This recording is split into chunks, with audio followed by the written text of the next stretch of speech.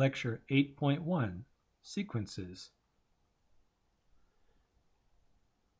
The photo is of one of the more green and lush areas of Craters of the Moon National Park in the state of Idaho. A sequence is a list of numbers written in an explicit order. We can designate each number as a sub 1, a sub 2, a sub 3, etc., where a sub n would be the nth term.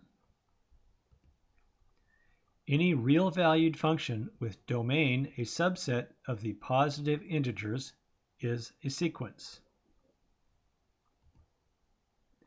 If the domain is finite, then the sequence is a finite sequence. In calculus, we will mostly be concerned with infinite sequences. A sequence is defined explicitly if there is a formula that allows you to find individual terms independently. Example, a sub n equals negative 1 to the n over n squared plus 1. To find the 100th term, plug in 100 for n. A sub 100 equals negative 1 to the 100th power divided by 100 squared plus 1,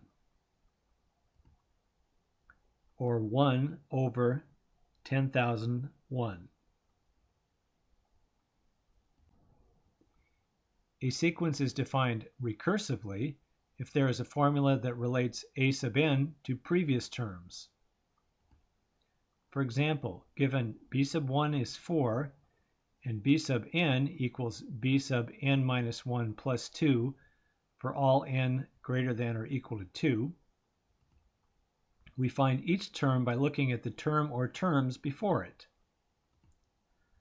If b1 equals 4, b2 would be b1 plus 2, or 6.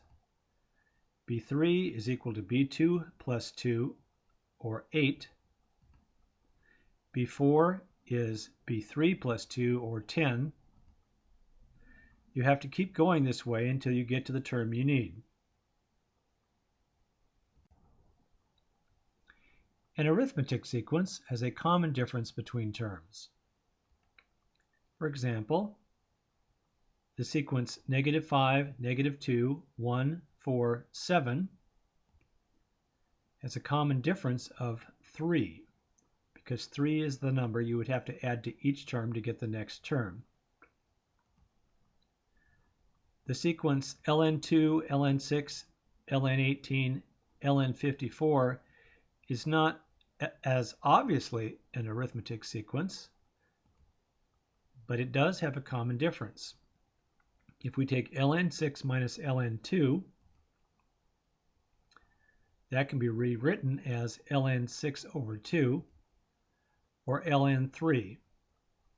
And we find that same common difference between each succeeding term. Arithmetic sequences can be defined recursively. A sub n equals a sub n minus 1 plus d, where d is the common difference, or explicitly. A sub n equals a sub 1 plus d times n minus 1, where n minus 1 is the number of times you have to add the difference. For example, if you wanted the 10th term, you'd have to add the difference 10 minus 1, or 9 times. A geometric sequence has a common ratio between terms. For example, 1, negative 2, 4, negative 8, 16. To get the next term, we're multiplying by negative 2 each time, so r equals negative 2. 10 to the negative 2, 10 to the negative 10, 1, 10. The common ratio is 10 to the negative 1 divided by 10 to the negative 2, or 10. 10 is the ratio that we multiply each term by to get the next one. Geometric sequences can be defined recursively. A sub n equals a sub n minus 1 times r, or explicitly. A sub n equals a sub 1 times r to the n minus 1. So n minus 1 is the number of times you have to multiply by r to get the desired term. For example, if we want the 10th term, we'd have to multiply by r 10 minus 1 or 9 times. So we have a sub 1 times r to the 9th. Example, if the second term of a geometric sequence is 6 and the fifth term is negative 48, find an explicit rule for the nth term.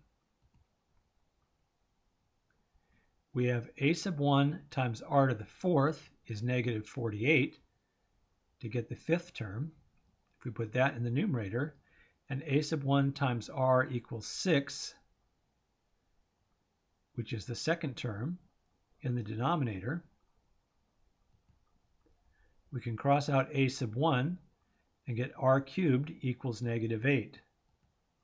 So r must equal negative 2. Now that we know the common ratio, r is negative 2, we can write a sub 2 equals a sub 1 times r to the 2 minus 1, or 6 equals a sub 1 times negative 2. So negative 3 equals a sub 1. Our explicit rule for the nth term then is a sub n equals negative 3 times negative 2 to the n minus 1.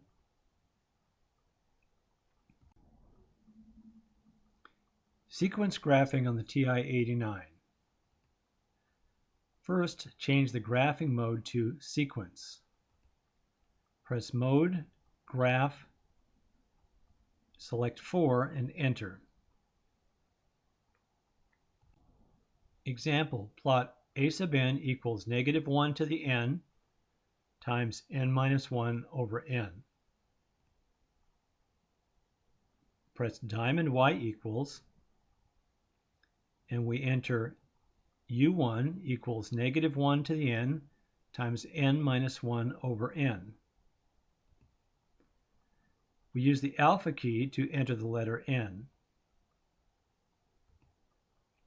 And we'll leave ui1 blank for explicitly defined functions.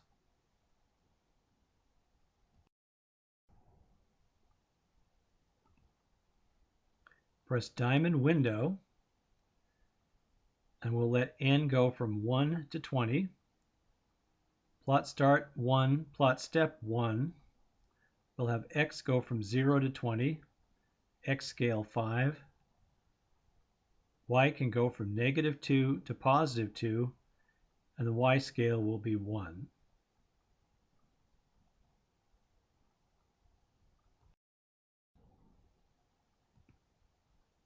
Now press diamond graph.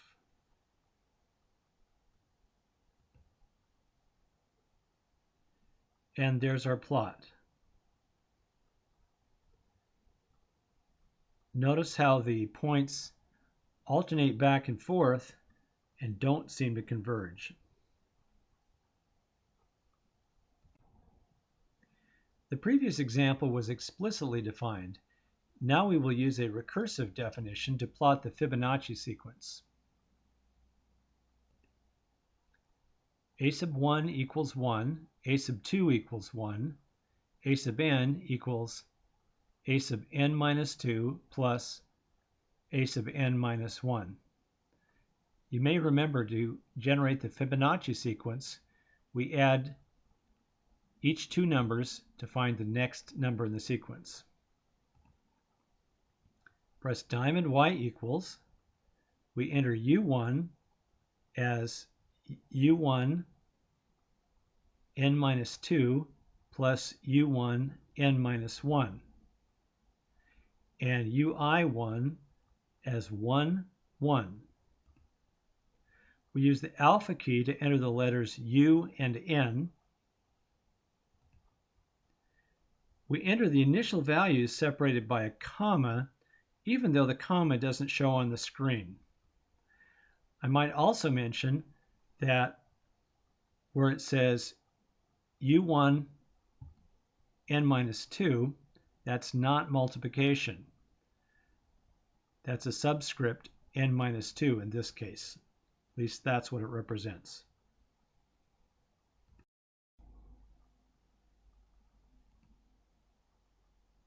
We press diamond window.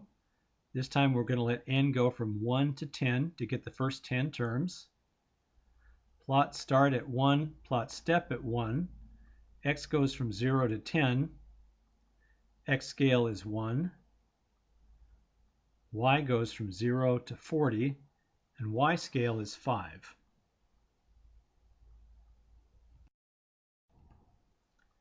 Press diamond graph, and there's our Fibonacci sequence. You could use F3 trace to investigate the values.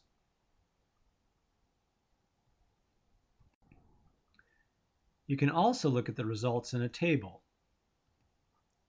Press diamond table set.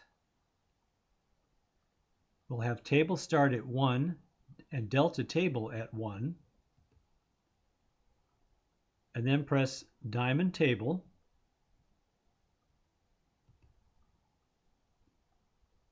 And we see the first few terms of the Fibonacci sequence. 1, 1, 2, 3, 5. Notice 1 plus 1 is 2. 1 plus 2 is 3. 2 plus 3 is 5. Scroll down to see more values.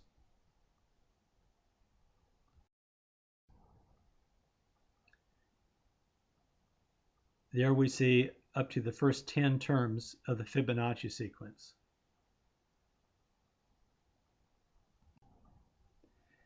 You can determine if a sequence converges by finding the limit as n approaches infinity. Example, does a sub n equals 2n minus 1 over n converge?